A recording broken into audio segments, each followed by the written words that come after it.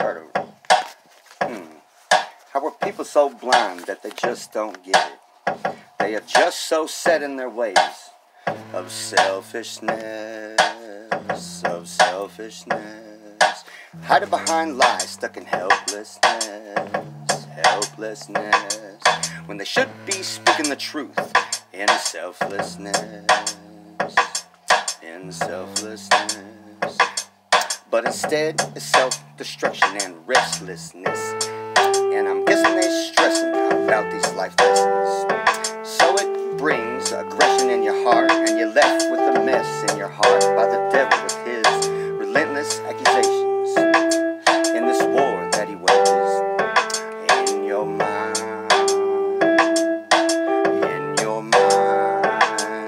Until you're ripping yourselves apart, cause you're not gripping the reality of where the true enemy is, or the gravity of the effect that the truth would have if you wouldn't believe the lies about the truth being bad.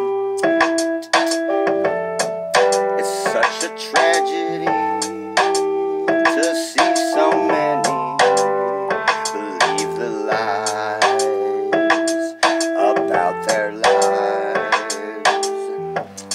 And from my perspective, the devil is so deceptive and disgusting and cunning, and still so selective with his directive to bring death and destruction on every level. I can see the corruption, and my heart breaks at the rate of consumption. And I make no assumption when I say the whole world's been affected, and only a few are being corrected. And people treat correction like a nasty infection, but upon closer inspection, they will see the lies that are backed by deception, instead of seeing for correction for the blessing it really is.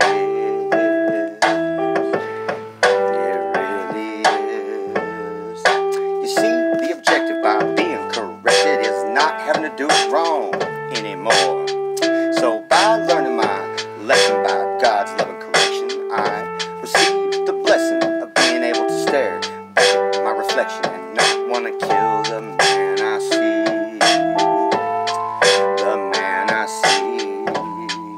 The truth really does set you free.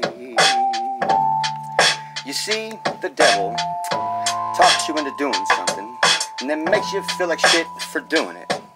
If we knew the devil was coming, you just tell him to get to stepping, but he shows up in a disguise looking like an angel of light.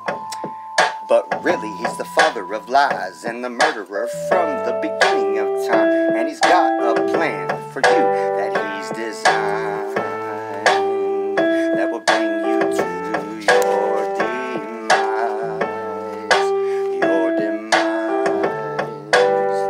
It starts with the war waging inside your mind. God's word says, guard your thoughts, for they are the source of life. Examine closely what you let enter your mind. What is deep down in your heart is what comes out of your mouth, and what we worship is what we spend our time thinking about. Every thought that you don't take captive, it will take you captive. The devil don't believe in live and let live. He'll take you out any chance that he can get. That's why God gave us his word, so that we could be equipped with the truth, so that when Satan tries to flip the script, you could say,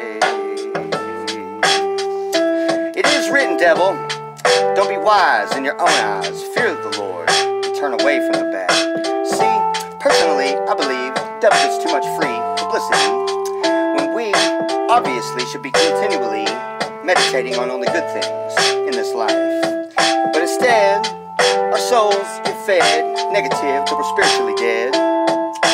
How do I deal with an enemy that I can't even see? Or better yet, when my own worst enemy is me? And I can get pretty lonely, and even I can be bad company. I figured out you can't hide from yourself, and you can hide in drugs or maybe in wealth. Dude, we got to keep that going. Hold on. Whoa. Okay, I guess I just ran out of music there. I hide in drugs or maybe in wealth, but none of these give me peace or mental health. So I run to the past, back in my old ways, which is funny because I just escaped from there yesterday. The alcohol, the drugs, and the cocaine, you could give it any name. Sex, drugs, and gambling. Food and, oh, what's her name? Anything that will make the way I feel change. I feel change. Ain't it strange that we take refuge in the things that destroy us? They destroy us. There is an answer that's laid out before us. Salvation has already been bought for us on the cross. Jesus brought it right here to us. So I guess what my question is, how do I do this? I have this God-sized hole that needs to be filled, and these idols I've replaced them with ain't working, and that's for real. They promise, but they never do fill this hole in my soul, but they never will. Truth is, they take everything that's good in my life. They take the money, the cars, home, and my wife, and the kids. Then I'm at this point where I want to take my own life, and these thoughts I've been thinking, they just ain't right. In this darkness, I'm searching for light.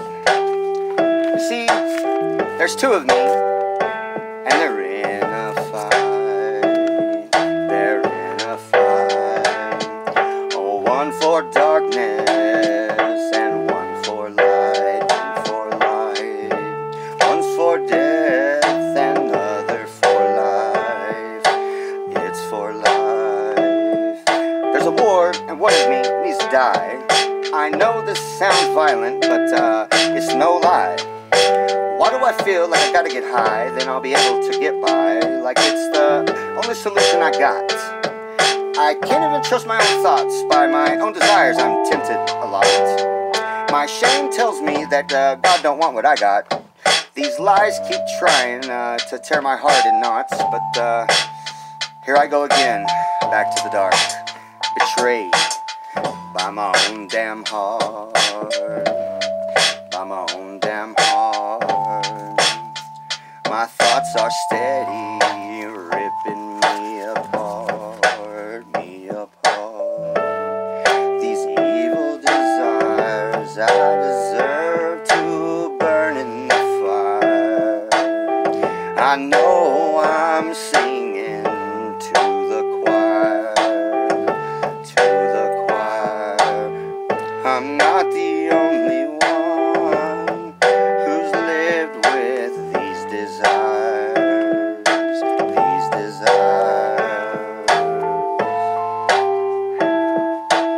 Hey man, thank y'all for listening. I couldn't do that one looking at you, man. I don't know, there's just too much going on. I just kind of freestyled that one. It turned out pretty good though, I like it. Hey y'all, this one's called Darkness. Y'all like that? It's a letter to darkness, pretty much. Alright, peace out.